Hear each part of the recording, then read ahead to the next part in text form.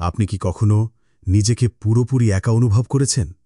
এতটাই দিশেহারা এবং হতাশ যে আকাশের দিকে তাকিয়ে চিৎকার করতে ইচ্ছে হয়েছে, আমি ব্যর্থ। আর আমি আজ আপনাদের এমন একটি গল্প বলতে এসেছি, যেখানে আমার জীবনের সবচেয়ে খারাপ দিনটি আমাকে বাঁচিয়ে দিয়েছিল। এই গল্পটি প্রমাণ করে যে আমাদের সবচেয়ে অন্ধকার মুহূর্তেও আমাদের জন্য একটি পরিকল্পনা থাকে, আমাদের কষ্টের পিছনে একটি কারণ থাকে। শুরুটা হয়েছিল একটি ঝড় বিয়ে, এক ভয়ঙ্কর ঝড় যা আমাদের জাহাজটিকে খেলনার মতো ছুঁড়ে ফেলেছিল।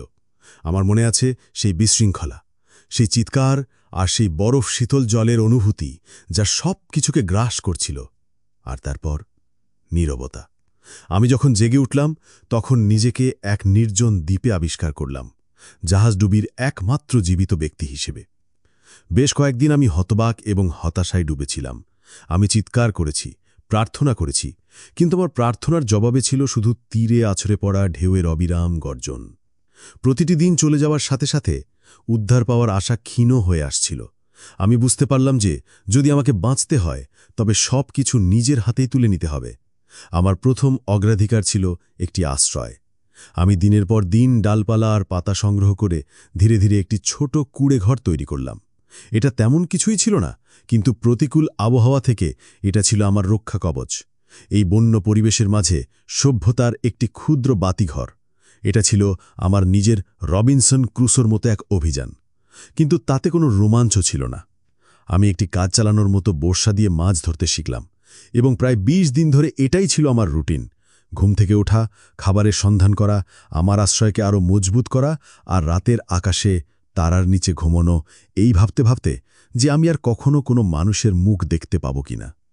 তারপর একদিন অকল্পনীয় ঘটনাটি ঘটল। আমি খাবারের সন্ধানে বেরিয়েছিলাম, তখন দেখলাম আমার শিবিরের দিক থেকে ধোঁয়ার কুণ্ডলি উঠছে। আমি দৌড়ালাম, আমার বুক ধরফর করছিল। গিয়ে দেখলাম আমার ছোট্ট কুঁড়েঘরটি আগুনে জ্বলছে। আমি যা কিছুর জন্যে এতদিন পরিশ্রম করেছিলাম, আমার একমাত্র আশ্রয়, সব কিছু শেষ হয়ে গিয়েছিল। সেই মুহূর্তে আমার ভেতরের কিছু একটা ভেঙে গেল। আমি হাঁটু গেড়ে বসে পড়লাম এবং আকাশের দিকে তাকিয়ে চিৎকার করে ঈশ্বরকে নিষ্ঠুর এবং অন্যায়্য বলে অভিযুক্ত করতে লাগলাম। আমি সমস্ত আশা হারিয়ে ফেলেছিলাম। আমার মনে হচ্ছিল এটা ছিল চূড়ান্ত বিশ্বাসঘাতকতা।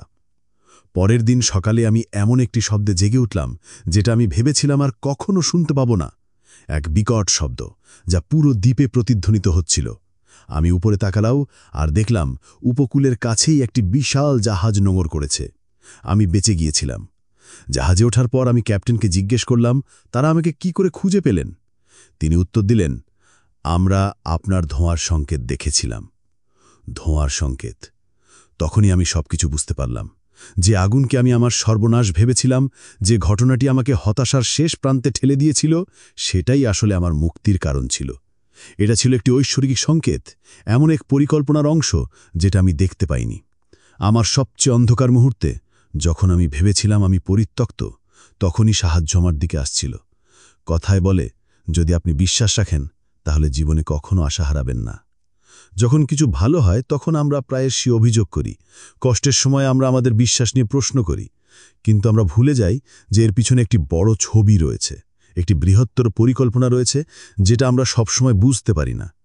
তাই আপনি যদি এখন কোনো কঠিন সময়ের মধ্যে দিয়ে যান, তাহলে আমার গল্পটি মনে রাখবেন। মনে রাখবেন, যখন মনে হয় সব কিছু ভেঙে পড়ছে, তখন হয়তো সব কিছু ঠিকঠাক জায়গা মতোই আসছে। দেখার জন্য ধন্যবাদ। যদি এই গল্পটি আপনার হৃদয় স্পর্শ করে থাকে, তাহলে দয়া করে ভিডিওটিতে একটি লাইক দিন এবং আমার চ্যানেল টেলস বাই মোরাল স্টোরিতে সাবস্ক্রাইব করুন এই রকম আরও অনুপ্রেরণামূলক গল্পের জন্য। পরের বার দেখা হওয়া পর্যন্ত ভালো থাকবেন এবং কখনো আশা ছাড়বেন না।